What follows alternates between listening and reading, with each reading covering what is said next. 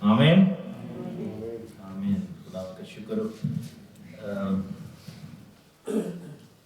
مکاشفہ کا سلسلہ جو ہم پڑھ رہے ہیں اس میں تھوڑی سی بریک آئی. اس کی ریزنز جب ہم ٹریول کر رہے تھے تو ہم اس کو اسٹڈی نہیں کر سکے. اس کے بعد پھر جو ایسے واقعات ہوئے جیسے ہم نے آؤٹ آف دا ٹاپک جو ہے وہ کچھ چیزوں کو سیکھا موت کے حوالے سے, موت کے بعد کی زندگی کے حوالے سے اور تسلی کے حوالے سے. ابھی ہم واپس اس کو ریزیوم کریں گے. چیپٹر 17 ہے, ریولیشن چیپٹر 17 جو ہم اسٹڈی کریں گے.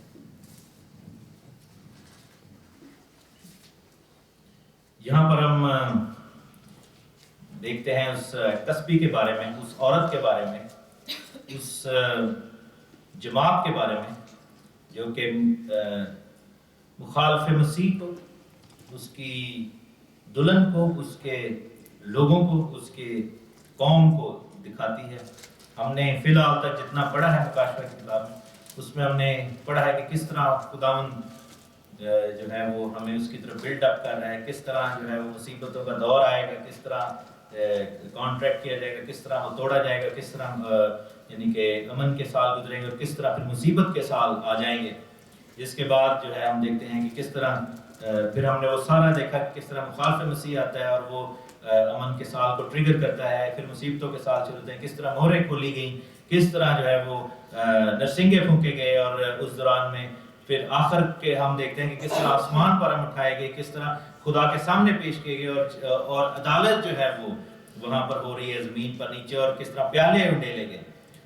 لیکن اس کے بعد پھر جو ہے وہ خداوند کا بندہ یوحنا ہمیں مکاشفہ میں فلیش بیک میں لے کے جاتا ہے اور فلیش بیک میں لے جا کر وہ دوبارہ جو ہے وہ اس تسبیح کے بارے میں ڈیٹیل سے بتاتا ہے.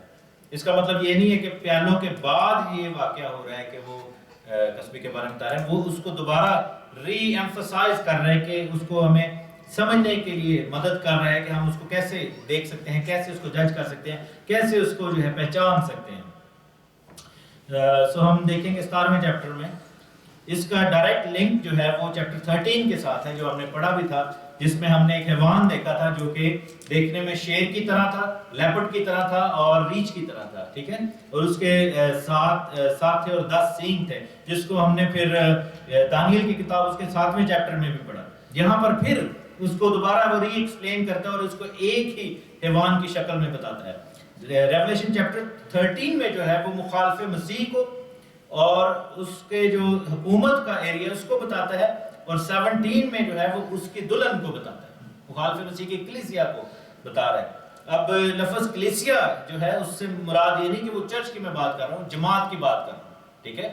جس طرح مسیح کی دلہن ہے, مسیح ہے اور اس کی دلہن ہے ہم لوگ جو کلیسیا ایماندار ہیں, اسی طرح جو مخالف مسیح ہے اس کے پیچھے جو چلنے والے لوگ ہوں گے اس کو اس نے عورت سے تشبیہ دی ہے, ٹھیک ہے. اور عورت سے اس لیے تشبیہ دی ہے کیونکہ جو آدم اور حوا کو جب بنایا گیا تھا تو آدم کو اس کا ہیڈ بنایا گیا تھا اور حوا جو تھی آدم کے اندر سے نکلی تھی, ٹھیک ہے. اسی طرح کلیسیا جو ہے وہ مسیح کے اندر سے نکلی ہے, ٹھیک ہے, اور مسیح جو ہے وہ کلیسیا کا سر ہے اور کلیسیا جو ہے مسیح کا بدن ہے. اسی طرح یہ جو تسبیح ہے اس کو غلط عورت یا حرام کار عورت کے روپ میں دکھایا گیا ہے, وہ مخالف مسیح کے اندر سے نکلی ہے, وہ اس جھوٹے مذہب کے اندر سے نکلی ہے, وہ اس کے ماننے والوں یا اس کے آگے جو سبمٹ کرتی ہے. جس طرح ایک عورت جو ہے مرد کے سامنے سبمٹ کرتی ہے یا ایک بیوی جو ہے وہ اپنے خاوند کے اختیار میں ہے اس کے سامنے سبمٹ کرتی ہے, لٹرلی میں اس لیے نہیں کہہ رہا بلکہ خداوند کے جو سسٹم ہے اس میں مرد کو جو ہے وہ ہیڈ بنایا گیا ہے. اسی طرح یہ جو عورت ہے یہ اس مخالف مسیح کے آگے سبمٹ کر رہی ہے, اس کو مان رہی ہے, اس کے آگے سجدہ کر رہی ہے اور اس کے پیچھے وہ چلتی ہے. سو اس لیے اور تسبیح اس لیے اس کو کہا گیا کہ جو بت پرستی ہے اس کو روحانی حرام کاری بائبل میں کہا جاتا ہے, ٹھیک ہے.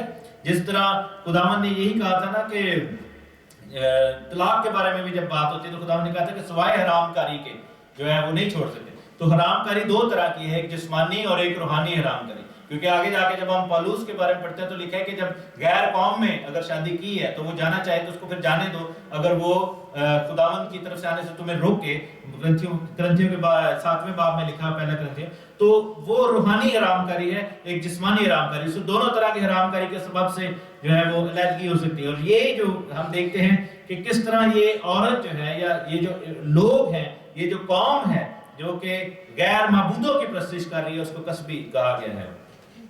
مکاشفہ 17 باب کی پہلی آیت سے دیکھتے ہیں، لکھا ہے کہ ان 7 فرشتوں میں سے جن کے پاس 7 پیالے تھے، ایک نے آ کر مجھ سے کہا کہ ادھر آ، میں تجھے اس بڑی کسبی کی سزا دکھاؤں جو بہت سے پانیوں پر بیٹھی ہوئی ہے، اور جس کے ساتھ زمین کے بادشاہوں نے حرام کاری کی تھی، اور زمین کے رہنے والے اس کی حرام کاری کی مے سے متوالے ہو گئے تھے۔ پس وہ مجھے روح میں جنگل کو لے گیا، میں نے وہاں پر کرمزی رنگ کے حیوان پر جو کفر کے ناموں سے لپا ہوا تھا، جس کے 7 سر اور 10 سینگ تھے، ایک عورت کو بیٹھے ہوئے دیکھا۔ یہ عورت ارغوانی اور کرمزی لباس پہنے ہوئے تھی اور سونے اور جواہر اور موتیوں سے آراستہ تھی، اور ایک سونے کا پیالہ مکروہات یعنی اس حرام کاری کی ناپاکیوں سے بھرا ہوا اس کے ہاتھ میں تھا، اور اس کے ماتھے پر یہ نام لکھا ہوا تھا، راز یعنی مسٹری، بڑا شہر بابل، کسبیوں اور زمین کی مکروہات کی ماں۔ اور میں نے اس عورت کو مقدسوں کا خون اور یسوع کے شہیدوں کا خون پینے سے متوالا دیکھا، اور اسے دیکھ کر سخت حیران ہوا۔ اس فرشتہ نے مجھ سے کہا کہ تو حیران کیوں ہو گیا؟ میں اس عورت اور اس حیوان کا جس پر وہ سوار ہے، جس کے 7 سر اور 10 سینگ ہیں، تجھے بھید بتاتا ہوں۔ ٹھیک ہے، اب بھید جو ہے وہ ہم تھوڑی دیر میں پڑھتے ہیں کہ کیا جو ہے وہ بھید ہے۔ اب یہاں پر انہوں نے دکھایا کہ یہ جو تسبیح ہے، زمین کے رہنے والے بادشاہوں نے اس کے ساتھ حرام کاری کی اور اس کی مے کو پیا ہے۔ اب مے کو کیسے پیا ہے؟ یہ لین دین کی بات ہو رہی ہے۔ جب ہم آگے جا کر پڑھیں گے 18ویں باب میں تو وہاں پر جو ہے مے اس ایریے کے حوالے سے بتایا کہ وہ ایک ایسا لیکوڈ ہے یا جس کے بارے میں ہم ابھی تھوڑی دیر میں زکریا میں پڑھیں گے، جس کو لے کر جو ہے وہ پوری دنیا کے بادشاہوں کے پاس لے گئی ہے اور انہوں نے اس کے ساتھ کاروبار کیا ہے۔ میرے ساتھ دیکھیں زکریا کی کتاب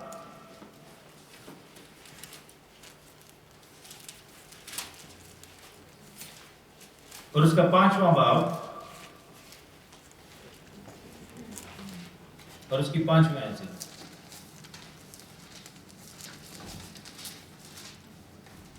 اور لکھا ہے کہ وہ فرشتہ جو مجھ سے کلام کرتا تھا نکلا، اور اس نے مجھ سے کہا کہ اب تو آنکھ اٹھا کر دیکھ کہ کیا نکل رہا ہے۔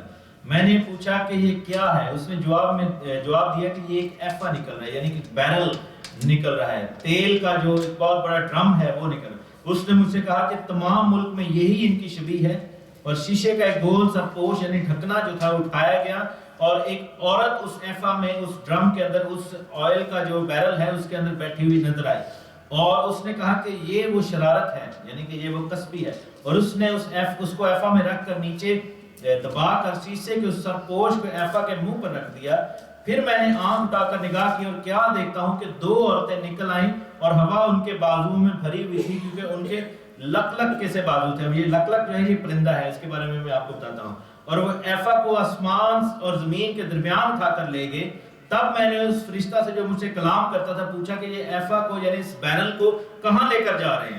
اس نے مجھے جواب دیا کہ شنار کے ملک کو، تاکہ اس کے لیے گھر بنائیں، اور جب وہ وہاں تیار ہو تو یہ اپنی جگہ میں رکھی جائے۔ اب یہ جو شنار کا ملک ہے ہم یہ جانتے ہیں کہ یہ عراق کی زمین ہے، بابل کا ملک ہے۔ ٹھیک ہے، میرے ساتھ دیکھیں احبار کی کتاب اس کا 11واں باب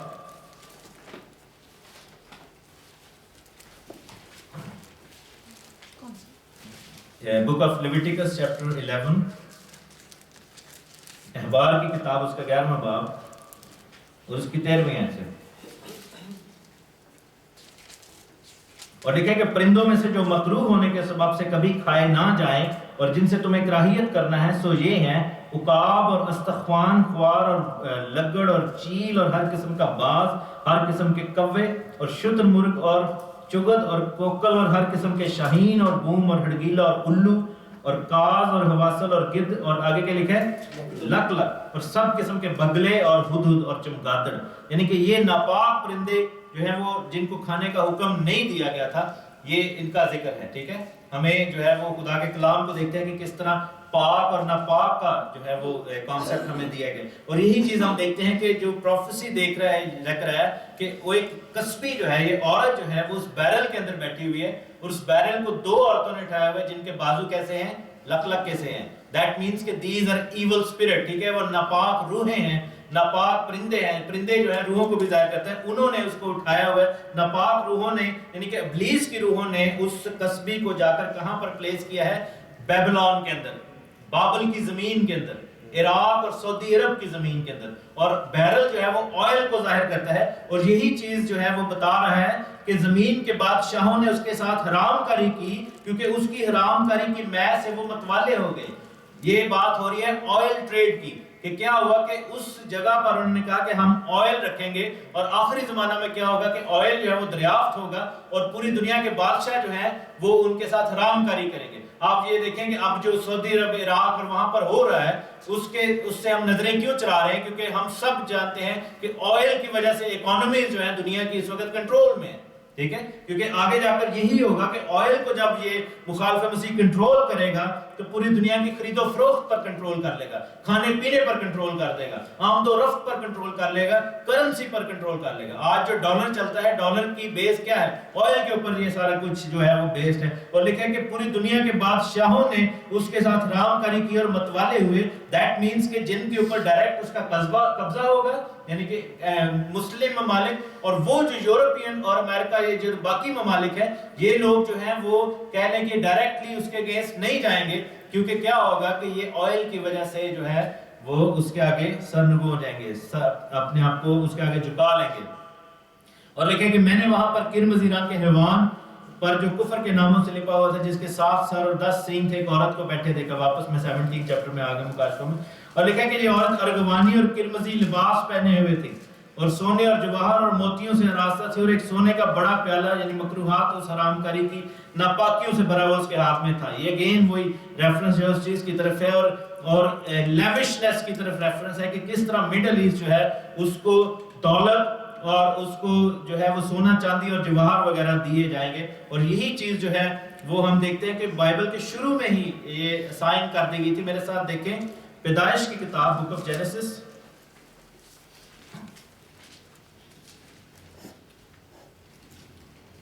اور اس کا 2 چیپٹر، اس کی 10ویں آیت.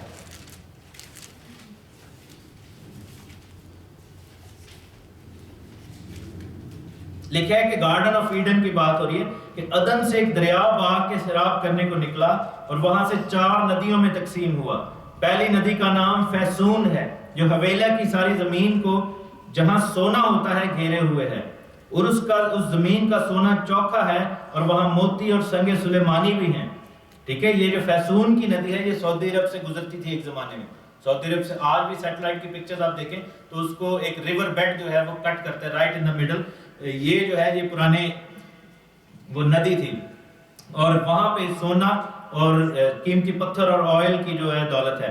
دوسری ندی کا نام جیہون ہے، جس کو گہانا بھی کہتے ہیں، اور یہ جو ندی ہے یہ ریور نائل ہے جو مصر کے اندر سے گزرتی ہے. اور لکھا ہے کہ جو کوش کی ساری زمین کو گھیرے ہوئے ہے. تیسری ندی کا نام دجلہ ہے یعنی ٹائگرس، جو اسور کے مشرق کی طرف جاتی ہے یعنی کہ سیرین کنگڈم کو گھیرتی ہے. اور چوتھی ندی کا نام فرات ہے یعنی یوفریٹس. اور بائبل میں واحد جو ریور ہے جس کا پہلے چیپٹر پہلی بک میں اور آخری بک میں ذکر ہے وہ یوفریٹس ریور ہے. جیسا ہم نے مکاشفہ کی کتاب میں پڑھا کہ کس طرح دریائے فرات سے عراق کے اوپر سے جو ہے وہ فوجیں آئیں گی، اور بائبل کی پہلی بک میں بھی اس کا ذکر ہے. تو یہ جو سونے کا جو کنیکشن ہے یہ دیا گیا ہے. ایک اور ریزن یہ تھا کہ آپ کو پتہ ہے کہ جب اسحاق اور اسماعیل کو بلیسنگ ملی تھی پیدائش کی کتاب میں، تو اسحاق کو خدا نے 2 طرح کی برکتیں دی تھیں، کہ آسمان کی اور زمین کی دونوں طرح کی برکتیں دی تھی. ٹھیک ہے، زمین کا پھل بھی اس کو دیا تھا اور آسمان کی برکت بھی دی تھی، خدا کی بادشاہی کی برکت بھی دی تھی کہ اس میں سے مسیح آئے گا. لیکن جب اسماعیل کی برکت کی بات آئی تو خدا نے ابراہیم سے کہا تھا کہ اس کو پیچھے کر دے، اس کو اسحاق سے دور کر دے. لیکن جب وہ دور کر رہا تھا تو اس نے برکت دی تھی اسماعیل کو، اور اس نے کہا تھا کہ تجھے میں دنیاوی دولت کی برکت دوں گا، اور پھر کہا تھا کہ یہ اپنے بھائی کے اگینسٹ کھڑا ہوگا آخری زمانے میں، یہ ایک گدھے کی مانند، جو کہ بار بردار گدھا ہے اس کی مانند ہوگا، بڑا اسٹرانگ ہوگا، اور آخری زمانے میں یہ اپنے بھائی کے اگینسٹ آئے گا۔ اور یہی چیز ہم دیکھتے ہیں کہ جو اسماعیل کی سرزمین دی گئی، جس کو عرب کی سرزمین کہا جاتا ہے، اس میں یہ دولت کی جو برکت تھی خدا نے دی، اور یہی چیز ہم دیکھتے ہیں کہ آخری زمانے میں اسی دولت کی برکت کی وجہ سے جو ہے وہ وہاں پر کیا ہوا کہ ابلیس کا جو ہے وہ شروع سے ہی قبضہ رہا ہے۔ اور بابل کا ایریا وہاں وہ ہے جہاں سے فالس ریلیجنز کی بگننگ ہوئی تھی۔ سب سے پہلا کون شخص تھا جس نے وہاں پہ فالس ریلیجن؟ نمرود بادشاہ تھا جس نے فالس ریلیجن بنایا، اور تب سے لے کر جتنی بھی حکومتیں آئی ہیں، جتنے بھی وہ بادشاہ ہیں جن کا بھی ہم ذکر کریں گے، انہوں نے فالس ریلیجنز اور خدا سے جو ہے وہ دوری اور باغی پن کو جو ہے وہ وہاں پر فروغ دیا ہے۔ اور مین مقصد کیا ہے؟ 6 آیت میں لکھا ہے کہ میں نے اس عورت کو مقدسوں کا خون اور یسوع کے شہیدوں کا خون پینے سے متوالا دیکھا، اور اسے دیکھ کر سخت حیران ہوا۔ یعنی کہ جب سے لے کر یہ شہر بابل اور اس کی جو کسبی ہے، مکروہات کی ماں ہے، یہ جو شہر ہے، جو اس کی ڈاٹر آف بیبلون جس کو کہا گیا ہے، جب سے یہ بنا ہے تب سے وہاں پر مقدسوں کا خون بہایا گیا ہے، اور ان کا مقصد جو ہے وہ خداوند کی کلیسیا کے خلاف کھڑے ہونا ہے۔ یعنی کہ ابلیس کی کلیسیا کا مقصد کیا ہے؟ خدا کی کلیسیا کے خلاف کھڑے ہونا، ٹھیک ہے؟ اور لکھا ہے کہ ہماری کشتی جو ہے وہ خون گوشت سے نہیں بلکہ ان فوجوں کے ساتھ ہے جو آسمانی مقاموں میں رہتی ہیں۔ سو دوسرے الفاظ میں اگر ابلیس اور اس کی قوم کا، اس کی دلہن کا یہ مقصد ہے کہ وہ یسوع کے مقدسوں کے خلاف کھڑے ہوں، تو ہمارا پھر کیا مقصد ہونا چاہیے؟ کہ ہم ابلیس کی اس کلیسیا کے خلاف کھڑے ہوں، ہم تاریکی کی ان فوجوں اور قوتوں کے خلاف کھڑے ہوں، روحانی جنگ میں ہم جو ہے وہ انوالو ہوں، اور ہم جو ہے وہ روح کے اندر کھڑے ہوں اور اس کا مقابلہ کریں، کیونکہ خداوند کا روح کہتا ہے کہ جب تم ابلیس کا مقابلہ کرو گے تو وہ تم سے بھاگ جائے گا، ٹھیک ہے؟ تو ہمیں جو ہے وہ آخری وقت تک جو ہے وہ مقابلہ کرنا ہے۔ اور پھر کیا ہوتا ہے کہ یوحنا جب اس کو دیکھ رہا ہے، یوحنا نے یہ جب ویژن دیکھا ہے کہ ایک عورت وہاں پر بیٹھی ہے، اور بہت سارے لوگ جو ہیں وہ اس کو کیتھولسزم یا کیتھولک چرچ بلیو کرتے ہیں کہ یہ کیتھولک چرچ کی بات ہو رہی ہے۔ میں اس پہ یہ بلیو کرتا ہوں کہ کیتھولک چرچ نے بھی اپنے ٹائم پر جو ہے وہ مخالف مسیح ہونے کا رول پلے کیا، لیکن یا رومن ایمپائر تھی، انہوں نے مخالف مسیح ہونے کا رول پلے کیا، لیکن things have moved on from there۔ اس کے بعد جو آخری زمانے کا حیوان جو ہے وہ آ رہا ہے، کیونکہ کیا ہوگا کہ حیوان جو ہیں، مخالف مسیح کی جو تصویریں ہیں وہ شروع سے ہی چلتی آ رہی ہیں، کیونکہ ایک چیز کو مخالف مسیح نہیں کہہ سکتے، مخالف مسیح کی جو روح ہے وہ شروع سے کام کر رہی ہے۔ میرے ساتھ دیکھیں 7ویں آیت سے 17 اس کی 7th ورس، مکاشفہ 17واں باب اور اس کی 7ویں آیت سے، فرشتہ نے مجھ سے کہا کہ تو حیران کیوں ہو گیا؟ میں اس عورت اور اس حیوان کا جو اس پر وہ سوار ہے اور جس کے 7 سر اور 10 سینگ ہیں تجھے بھید بتاتا ہوں۔ یہ تو نے جو حیوان دیکھا یہ پہلے تو تھا مگر اب نہیں ہے، اور آئندہ اتھا گڑھے سے نکل کر ہلاکت میں پڑے گا، اور زمین کے رہنے والے جن کے نام بنائے عالم کے وقت سے کتاب حیات میں نہیں لکھے گئے، اس حیوان کا یہ حال دیکھ کر کے پہلے تھا اور اب نہیں اور پھر موجود ہو جائے گا، تعجب کریں گے۔ ٹھیک ہے، اب 2 چیزیں یہاں پر ہم نے دیکھی ہیں، 3 چیزیں، کہ حیوان جو ہے جس کو وہ دیکھ رہا ہے وہ پہلے تھا لیکن اب نہیں ہے، اور آئندہ دوبارہ وہ آئے گا۔ یوحنا جب یہ ویژن دیکھ رہا تھا، he was in Roman Empire, تب روم کی حکومت تھی، اور فرشتہ یہ کہہ رہے کہ یہ حیوان جو تھا وہ پہلے تھا، یعنی کہ بابل کی جب حکومت تھی، اب نہیں ہے کیونکہ اب روم کی حکومت ہے، اور یہ دوبارہ آئے گا، یعنی کہ بابل دوبارہ واپس آئے گا، بابل کی حکومت دوبارہ واپس آئے گی، اور اس دفعہ اس کی جو ہے وہ بابل اور اس کی ڈاٹر جو ہے اس کے اوپر یہ حکومت ہوگی، ڈاٹر آف بیبلون، بابل کی بیٹی، جو کہ ایک اور شہر ہے جس کا میں بھی تھوڑی دیر میں آپ کو ذکر بتاتا ہوں۔ دوسرا اس نے کہا کہ یہ اتھا گڑھے سے نکلے گا، ٹھیک ہے، اس کا مطلب یہ نہیں ہے کہ وہ حکومت اتھا گڑھے میں سے یا وہاں سے مردے زندہ ہو جائیں گے، اس کا مطلب یہ ہے کہ اس کو جو لیڈ کرے گا وہ اتھا گڑھے سے نکلے گا۔ اس کے بارے میں ہم نے پڑھا تھا، کون سے چیپٹر میں پڑھا تھا؟ چیپٹر 9 میں ہم نے پڑھا تھا مکاشفہ کی، کہ ایک فرشتہ جو ہے وہ اتھا گڑھے کا فرشتہ ان پر حاکم ہے، جس کا کیا نام ہے؟ ابدون یا اپولیون، ٹھیک ہے، اپولو یا اپولیون۔ اپولیون کا مطلب ہے موت، ٹھیک ہے، ہلاکت، یہ ہلاکت کی بات ہو رہی ہے کہ ڈسٹرائر جو ہے وہ ان کے اوپر قابض ہوگا، ان کا جو معبود ہوگا وہ ڈسٹرائر ہوگا، وہ جس کو عربی میں الممیت بھی کہتے ہیں. یہ میں ایک دفعہ بتا رہا تھا کہ الممیت جو ہے وہ اللہ کے جو 99 نیمز ہیں ان میں سے ایک نام ہے دا ڈسٹرائر. ٹھیک ہے، تو یہ کیا ہے کہ ان کے اوپر ابلیس جو ہے وہ حکومت کر رہا ہوگا اور وہ اتھا گڑھے سے نکل کر ان پر حکومت کرے گا. اور آپ کو پتہ ہے کہ جب یہ دور ختم ہوگا تو ابلیس کو واپس اتھا گڑھے کے اندر پھینک دیا جائے گا. ٹھیک ہے، تو کیا ہوا ہے کہ اتھا گڑھے کا فرشتہ جو ہے وہ ان کے اوپر حکومت کر رہے ہیں، موت کا فرشتہ ان کے اوپر حکومت کر رہے ہیں. یہ ساری چیزیں جو ہیں وہ عمل میں آ جائیں، ابھی آنا شروع ہو رہا ہے یہ کام، اور ہم دیکھ رہے ہیں کہ کس طرح یہ چیز شیپ لے رہی ہے آلریڈی. اور تیسرا جو ہے لکھیں کہ جن کے نام کتاب حیات میں نہیں لکھے وہ اس کو دیکھ کر حیران ہو جائیں گے، اس سے امپریس ہو جائیں گے. ٹھیک ہے، یعنی کہ دھوکہ کھانے میں سب سے پہلے کون سے لوگ جو ہیں وہ کہہ لیں کہ خطرے کے اندر ہیں، جن کے نام کتاب حیات میں نہیں لکھے ہوئے. تو نام کتاب حیات میں کیسے لکھیں گے؟ نجات جنہوں نے پائی، جنہوں نے نئے سرے سے پیدا ہوئے ہیں. ٹھیک ہے، لکھے نا کہ جن کے نام برہ کی کتاب میں لکھے ہوئے ہیں ان کو جو ہے وہ ایک مہر کی گئی ان کے ماتھوں پر، اور وہ مخالف مسیح کے آگے نہیں جھکیں گے. دیٹ مینس کہ جنہوں نے توبہ نہیں کی، بپتسمہ نہیں لیا، جنہوں نے نئے سرے سے زندگی نہیں پائی، وہ زیادہ اس چیز کے شکار ہو سکتے ہیں کیونکہ ان کے اوپر کورنگ نہیں ہے. ٹھیک ہے، ان کو ابلیس جو ہے وہ ان کو ڈسیو کر سکتا ہے کیونکہ ایک کورنگ جو ہے، خدا کے ساتھ ان کا کوئی کانٹریکٹ نہیں ہے خداوند کے ساتھ. ٹھیک ہے، لوگ جو ہے وہ چرچ میں جاتے ہیں، سنتے بھی ہیں یا مسیحی کہلاتے بھی ہیں، کچھ چرچ نہیں بھی جاتے. تو اس کا مطلب یہ نہیں ہے کہ ہم نئے سرے سے پیدا ہو چکے ہیں. اس کے لیے ہمیں خداوند کے ساتھ ایک کانٹریکٹ سائن کرنا پڑتا ہے. کانٹریکٹ کیا ہے؟ جس طرح جب ہم نئے سرے سے پیدا ہوتے ہیں تو ہم مسیح کی دلہن بن جاتے ہیں. ٹھیک ہے، ہم مسیح کی دلہن بنتے ہیں نا. تو جب کوئی دلہن اور دلہا بنتا ہے تو وہ کیا سائن کرتے ہیں؟ میرج کانٹریکٹ سائن کیا جاتا ہے جس کو نکاح نامہ کہتے ہیں. اور جب وہ نکاح نامہ سائن ہو جاتا ہے تو وہ جو دلہن ہے اس کی ذمہ داری کس کے سر پہ ہو جاتی ہے؟ دلہے کے سر پہ ہو جاتی ہے. اب گلی میں 2 یا 4 لوگ جا رہے ہیں، ایک دلہن ہے اور دلہا ہے اور 1-2 عورتیں ویسے بھی ہیں. تو کیا ہے کہ ان سب جو لوگوں میں سے کس کی ذمہ داری دلہے کے پاس ہے؟ جس کے ساتھ اس کی شادی ہوئی ہوئی. باقی کو وہ بعد میں بچائے گا، پہلے اس کی جس کے ساتھ ذمہ داری ہے اس کو بچائے گا. تو سیم وے وہ کورنگ کے اندر ہے وہ چیز.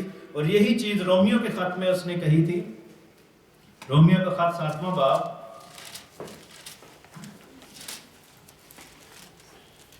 رومنز چیپٹر 7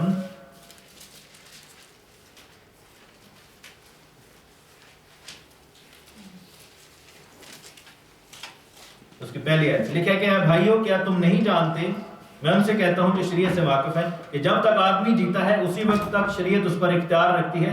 چنانچہ جس عورت کا شوہر موجود ہے وہ شریعت کے مطابق اپنے شوہر کی زندگی تک اس کے بند میں ہے، لیکن اگر شوہر مر گیا تو وہ شوہر کی شریعت سے چھوٹ گئی. بس اگر شوہر کے جیتے جی دوسرے کی ہو جائے تو زانیہ کہلائے گی، لیکن اگر شوہر مر جائے تو وہ اس کی شریعت سے آزاد ہے، یہاں تک کہ اگر دوسرے مرد کی ہو بھی جائے تو زانیہ نہ ٹھہرے گی. اب یہ جو ہے یہ بڑا ڈیپ یہ بات پولوس نے کہی.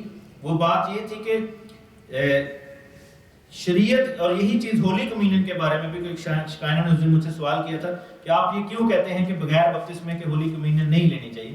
تو میں نے کہا تھا وہ اس کا ایک ریزن ہے کہ یہ حرام کاری تصور کی جاتی ہے، اور بائبل میں اس کے لیے خدا نے سختی سے منع کیا تھا کہ اگر ہم نے توبہ کر کے بپتسمہ نہیں لیا تو ہم ہولی کمیونین نہیں لے سکتے.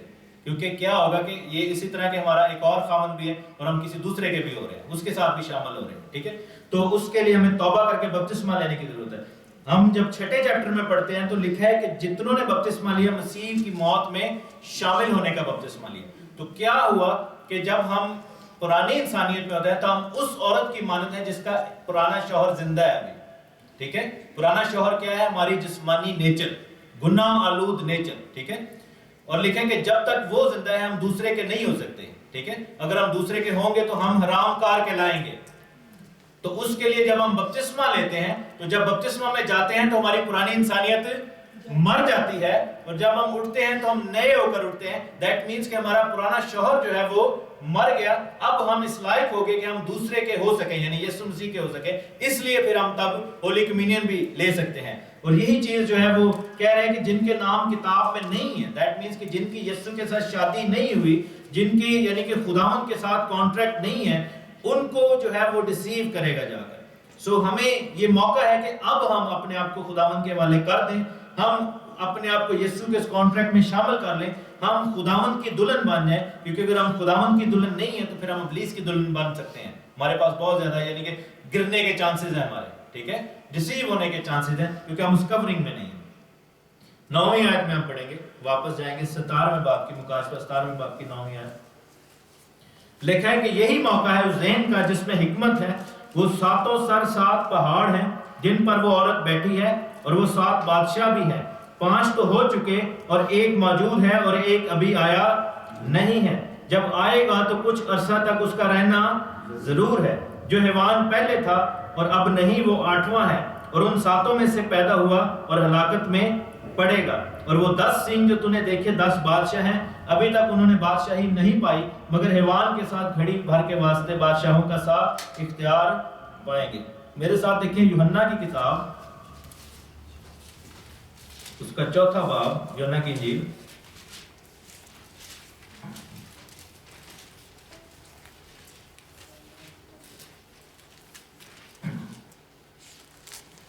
یہ سامری عورت کا قصہ ہے, ٹھیک ہے. یسوع کو وہ کہتی ہے 15ویں آیت سے, آپ کو پتہ ہے یہ ساری سٹوری, تو میں ساری نہیں پڑھوں گا. 15ویں آیت سے لکھا ہے کہ عورت نے اس سے کہا کہ آئے خداوند وہ پانی مجھ کو دے تاکہ میں پیاسی نہ ہوں, نہ پانی بھرنے کو یہاں تک آؤں. یسوع نے اس سے کہا کہ جا اپنے شوہر کو یہاں بلا لو. عورت نے جواب میں سے کہا کہ میں بے شوہر ہوں. یسوع نے اس سے کہا کہ تو نے خوب کہا کہ میں بے شوہر ہوں, کیونکہ تو 5 شوہر کر چکی, اور جس کے پاس اب تو ہے وہ تیرا شوہر نہیں ہے. یہ تو نے سچ کہا. عورت نے اس سے کہا کہ اے خداوند مجھے معلوم ہوتا ہے کہ تو نبی ہے. بہت سارے لوگ جو ہیں وہ اس سٹوری سے یہ نتیجہ اخذ کرتے ہیں کہ یہ بدکار عورت تھی. بیسیکلی یہ بدکار عورت نہیں تھی, یہ سامریوں کے اندر ایک نبیہ تھی. تو خداوند نے جو ہے یہ دونوں نبوت کی باتیں کر رہے ہیں. خداوند یسوع مسیح نے کہا کہ جا اپنے شوہر کو لا.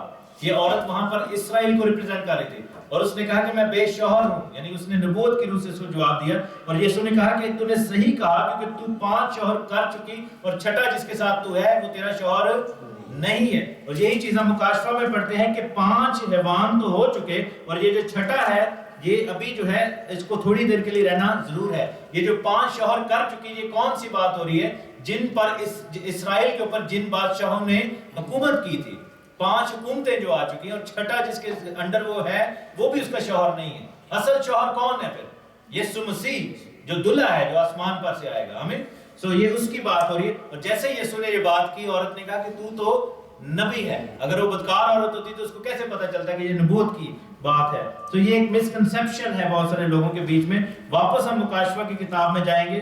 یہ 5 شوہر کون ہیں جو وہ کر چکی, یا 5 حکومتیں کون سی ہیں جو گزر چکی ہیں؟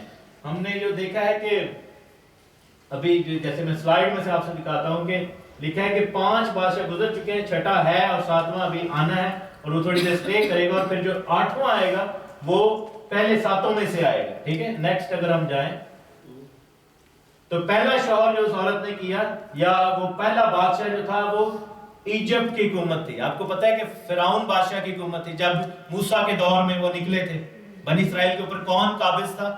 زبردستی کا شوہر کون تھا؟ فرعون بادشاہ تھا. ٹھیک ہے, اس کے بعد اسیرین حکومت آئی جنہوں نے 10 قبیلوں کو تتر بتر کیا تھا. تغلت ناصر کی جو حکومت تھی, جس کا ذکر ہم تواریخ اور سلاطین کی کتابوں میں پڑھتے ہیں, بک آف کرونیکلز اور بک آف کنگ. تیسرا بادشاہ جو تھا وہ نبوکت نظر تھا. تیسرا شوہر جو تھا اس کا, جو کہ مر چکا ہے. تیسرا بادشاہ جو آیا جس نے بنی اسرائیل کے اوپر حکومت کی تھی, وہ نبوکت نظر تھا, جو کہ تیسرا بادشاہ تھا, جو کہ بابل کی حکومت آئی تھی. ٹھیک ہے, چوتھا جو شوہر جو لکھا ہے کہ وہ مر چکا ہے, جو چوتھا بادشاہ جس نے حکومت کی تھی, یا چوتھی حکومت جنہوں نے کی تھی, وہ مادیوں اور فارسیوں کی حکومت تھی, جس میں دارا بادشاہ تھے.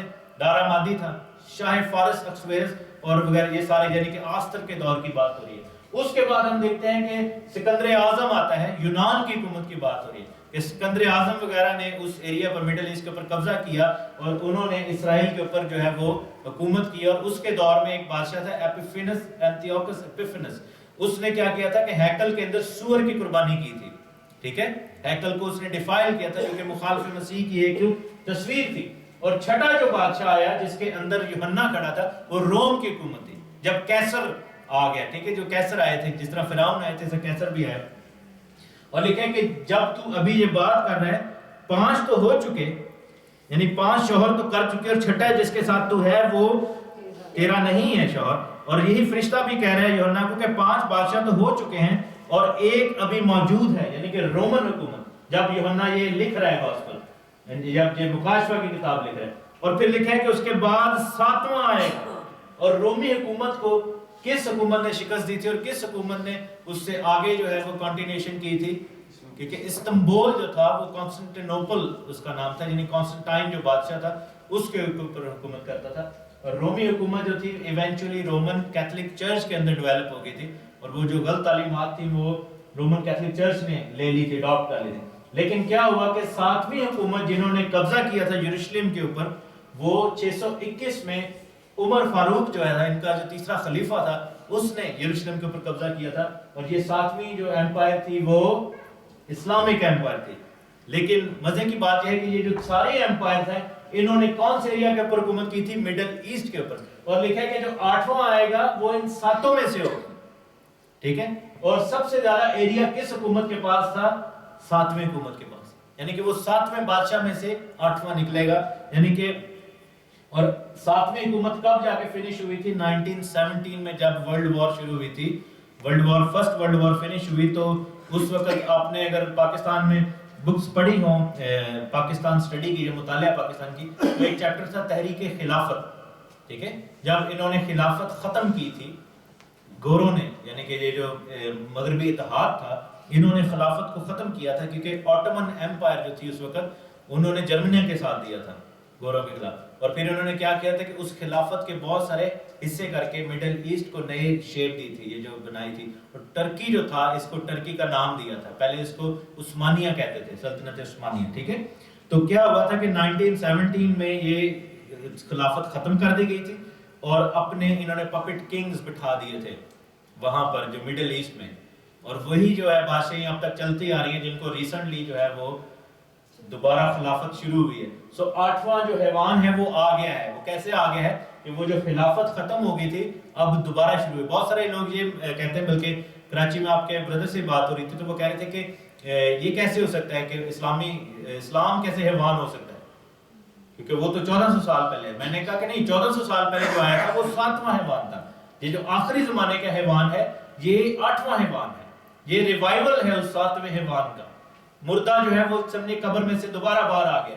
ٹھیک ہے. اس کو ہم پرانے اسلام سے ہم نہیں کر سکتے، وہ علیحدہ حکومت تھی. اب یہ علیحدہ حکومت آئی ہے جو کہ 8ویں ہے.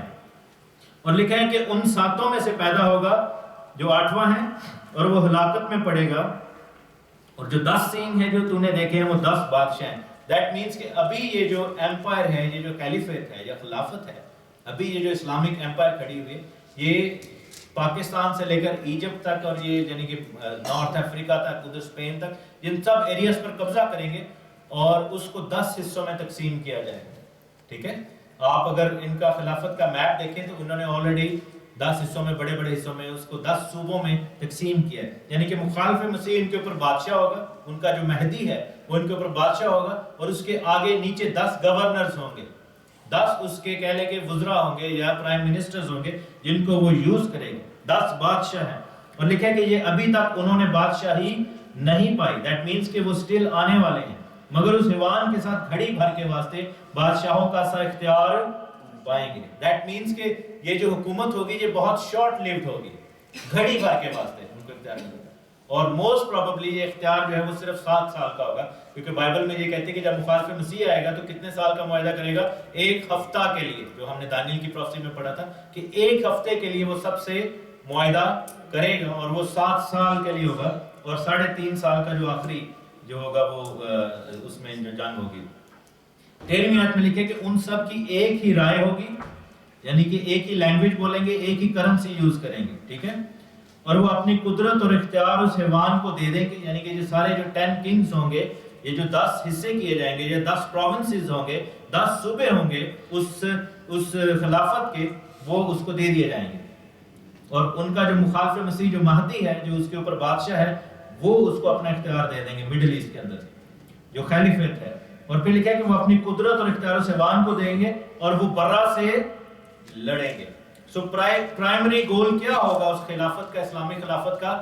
کہ وہ مسیحیوں سے، برہ سے اور اس کے لوگوں سے وہ لڑنے کے لیے نکلیں گے، ٹھیک ہے، کیونکہ یہی لکھا ہے کہ انہوں نے شہیدوں کا سر کاٹا، ان کے خون کو پینے سے میں نے متوالے دیکھا، مقدسوں کا، مسیحیوں کا، یہودیوں کا سر کاٹے جائیں گے، اور یہ چیز بائبل میں لکھی ہوئی ہے۔ لیکن لکھا ہے کہ برہ ان پر غالب آئے گا. So they will fight Jesus Christ, but Jesus Christ will fight them. So اس وقت جو پرابلم ہے وہ پرابلم یہ ہے کہ جو ہمارے مسلم بہن بھائی ہیں they are waiting for Jesus Christ as well. And they say, وہ کہتے ہیں کہ جی یسوع آنے والا، عیسیٰ جیسس آئے گا، لیکن جو ان کا آپ اس کو ریورس میں دیکھیں کہ جو ان کا مہدی ہے، جو ان کا جو اور کرائسٹ جو ہے وہ ہمارا اینٹی کرائسٹ ہے، جو ہمارا دجال ہے وہ ان کا مہدی ہے، ٹھیک ہے، جو ان کا عیسیٰ ہے وہ ہمارا فالس پروفٹ ہے، اور جو مسلم جس کو دجال کہتے ہیں وہ ایکچولی جیسس کرائسٹ ہے جس کو بائبل بلیو کرتی ہے۔ وہ کیسے ہے؟ کیونکہ وہ اگر آپ اسلامک ٹیچنگ دیکھیں تو وہ کہتے ہیں جب دجال آئے گا تو وہ وائٹ گھوڑے پر بیٹھا ہوگا اور وہ مہدی کے خلاف لڑے گا، اور وہ کیا کرے گا کہ مہدی کی آرمی کو جو ہے وہ آگ کی جھیل میں پھینکے گا، اور آگ کی جھیل میں جب پھینکے گا تو وہ پھولوں کا دریا بن جائے گا اور وہ جنت میں چلے جائیں گے۔ اب یہ چیز ہم یہ جانتے ہیں کہ جب یسوع مسیح آئیں گے تو مخالف مسیح کی فوجوں کو آگ کی جھیل میں پھینکیں گے، ٹھیک ہے۔ سو جس کو وہ دجال سمجھتے ہیں بیسیکلی وہ اصل میں وہ کرائسٹ ہے۔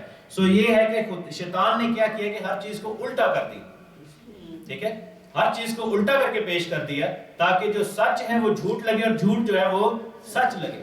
جس کو وہ اپنا مسیح سمجھیں گے، جس کو وہ عیسیٰ کہیں گے، basically he would be the false prophet because he will definitely come and break the process، کیونکہ لکھا ہے کہ وہ آ کر صلیبوں کو توڑے گا، تو واقعی توڑے گا، وہ عیسیٰ ہونے کا دعویٰ بھی کرے گا، مسیح ہونے کا دعویٰ بھی کرے گا۔ لیکن بائبل ہمیں یہ بتاتی ہے کہ بہت سارے مسیح آئیں گے اور اپنے آپ کو مسیح کہیں گے اس وقت، لیکن اصل جو آئے گا وہ لکھا ہے کہ ان پر غالب آ جائے گا۔ کیوں؟ کیونکہ وہ خداوندوں کا خداوند ہے اور بادشاہوں کا بادشاہ ہے، اور لکھا ہے کہ جو بلائے ہوئے اور برگزیدہ اور وفادار اس کے ساتھ ہیں وہ بھی کیا کریں گے؟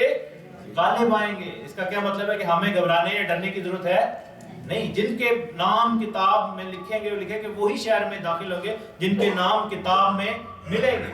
اور یہی چیز یہاں پر پھر میں ری ایمفسائز کروں کہ مخالف مسیح کن کو ڈیسیو کرے گا؟ جن کے نام کتاب میں نہیں ہوں گے، لیکن جن کے ہوں گے وہ فتح پائیں گے۔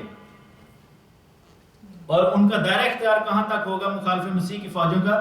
لکھا ہے کہ پھر اس نے مجھ سے کہا کہ یہ جو پانی تو نے دیکھے ہیں جن پر یہ کسبی بیٹھی ہے وہ امتیں اور گروہ اور قومیں اور اہل زبان ہیں۔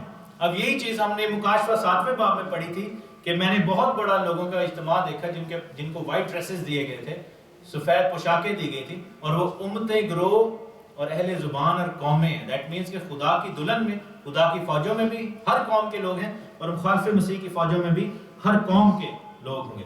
اور لکھا ہے کہ اور جو 10 سینگ تو نے دیکھے وہ اور حیوان اس کسبی سے عداوت رکھیں گے اور اسے بے کس اور ننگا کر دیں گے اور اس کا گوشت کھا جائیں گے اور اسے آگ میں جلا دیں گے۔ ایونچولی کیا ہوگا کہ یہ جو حیوان ہے جو کہ خلیفت ہے اس کسبی کو ننگا کر کے اس کو آگ میں جلائیں گے۔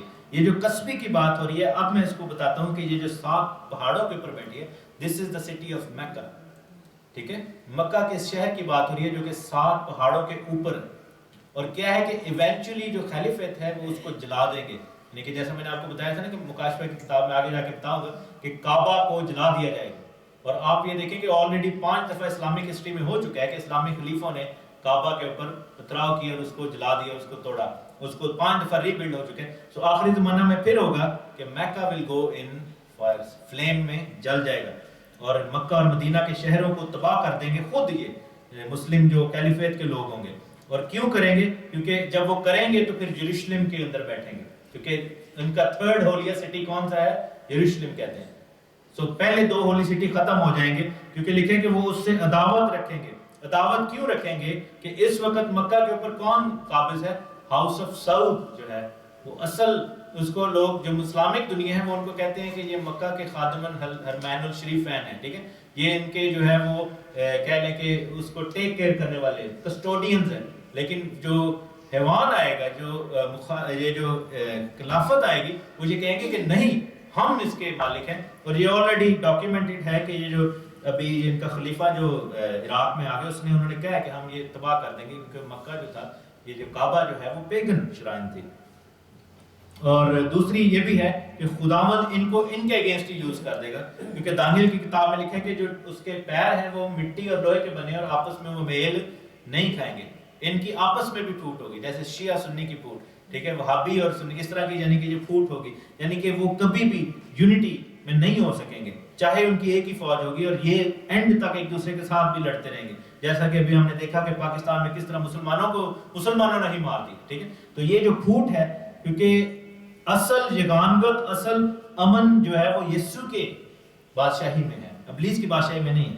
اور پھر لکھا ہے کہ اس کو آگ میں جلا دیں گے، کیونکہ خدا ان کے دلوں میں یہ ڈالے گا کہ وہ اس کی رائے پر چلیں، اور جب تک خدا کی باتیں پوری نہ ہو لیں وہ متفق الرائے ہو کر اپنی بادشاہی کو اسوان کو دے دیں۔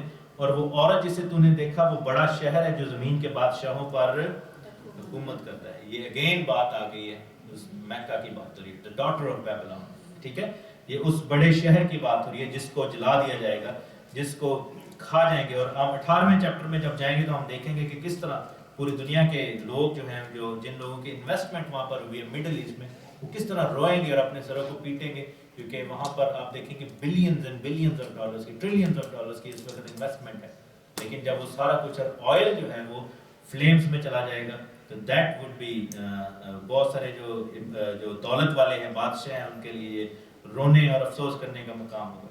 اور یہ چیز ہمیں یہ بتاتی ہے، اس میں تسلی کی بات یہ ہے کہ خدا کی فوجیں، خدا کے لوگ بلائے ہوئے اور برگزیدہ اور وفادار لوگ، توبہ اور بپتسمہ کر کے جو نئی پیدائش میں آ چکے لوگ، جن کے کتاب حیات میں نام لکھے، وہ غالب آئیں گے۔ برہ بھی غالب آئے گا اور اس کے لوگ بھی غالب آئیں گے، ہم غالب آئیں گے، خدا کا شکر۔ اور بائبل میں لکھا ہے کہ جو صرف بدن کو ہلاک کر سکتا ہے اس سے نہ ڈرو، اس سے ڈرو جو بدن اور روح دونوں کو ہلاک کر سکتا ہے اور جہنم میں ڈال سکتا ہے۔ خداوند آپ کو برکت دے۔ God bless you.